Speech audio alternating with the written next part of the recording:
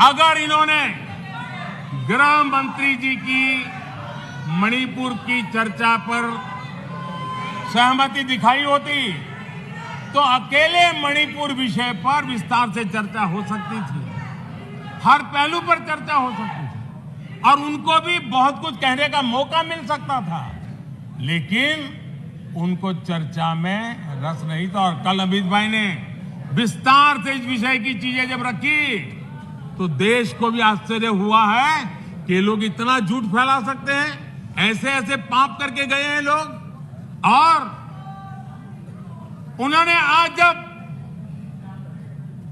अविश्वास का प्रस्ताव लाए और अविश्वास में सारे विषय पर वो बोले तो ट्रेजरी बेंच का भी दायित्व बनता है कि देश के विश्वास को प्रकट करें, देश के विश्वास को नई ताकत दें, देश के प्रति अविश्वास करने वालों के लिए करारा जवाब दें। ये हमारा भी दायित्व बनता है। हमने कहा था अकेले मणिपुर के लिए आओ चर्चा करो, गृह मंत्री जी ने चिट्ठी लिख करके कहा था, उनके विभाग से जुड़ा विषय था, लेकिन साहस नहीं था, इरादा नहीं था और पेट में पाप था, दर्द पेट में हो रहा था और फोड़ रहे थे सर, इसका ये परिणाम था।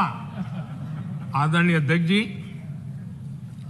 मणिपुर की स्थिति पर देश के गृह मंत्री श्रीमान अमित शाह ने कल 2 घंटे तक विस्तार से और बड़े धैर्य से रत्ती भर भी राजनीति के बिना सारे विषय को विस्तार से समझाया, सरकार की और देश की चिंता को प्रकट किया और उसमें देश की जनता को जागरूक करने का भी प्रयास था। उसमें इस पूरे सदन की तरफ से एक विश्वास का संदेश मणिपुर को पहुंचाने का इरादा था। उसमें जन सामान्य को शिक्षित करने का भी प्रयास था। एक नेक ईमानदारी से देश की भलाई के लिए और मणिपुर की समस्या के लिए रास्ते खोजना एक प्रयास था, लेकिन सिवाय राजनीति कुछ करना नहीं है। इसलिए इन्होंने यही खेल किए, यही स्थिति किया।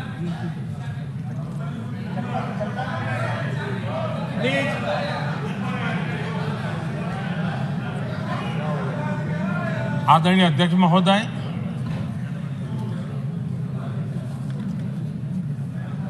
कल वैसे विस्तार से अमित भाई ने बताया है, मणिपुर में अदालत का एक फैसला आया। अब अदालतों में क्या हो रहा है वो हम जानते हैं और उसके पक्ष विपक्ष में जो परिस्थितियां बनी, हिंसा का दौर शुरू हो गया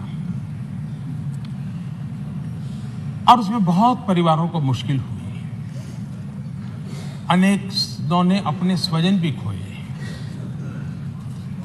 महिलाओं के साथ गंभीर अपराध हुआ और ये अपराध अक्षम्य है और दोषियों को कड़ी से कड़ी सजा दिलवाने के लिए केंद्र सरकार, राज्य सरकार मिलकर के भरपूर प्रयास कर रही है और मैं देश के सभी नागरिकों को आश्वस्त करना चाहता हूं कि जिस प्रकार से प्रयास चल रहे हैं, निकट भविष्य में शांति का सूरज जरूर उगेगा। मणिपुर फिर एक बार नए आत्मविश्वास के साथ आगे बढ़ेगा। मैं मणिपुर के लोगों से भी आग्रहपूर्वक कहना चाहता हूं,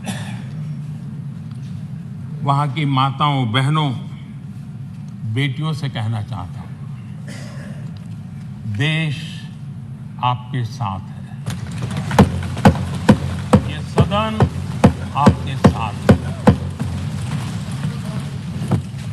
हम सब मिलकर के, कोई यहां हो या ना हो,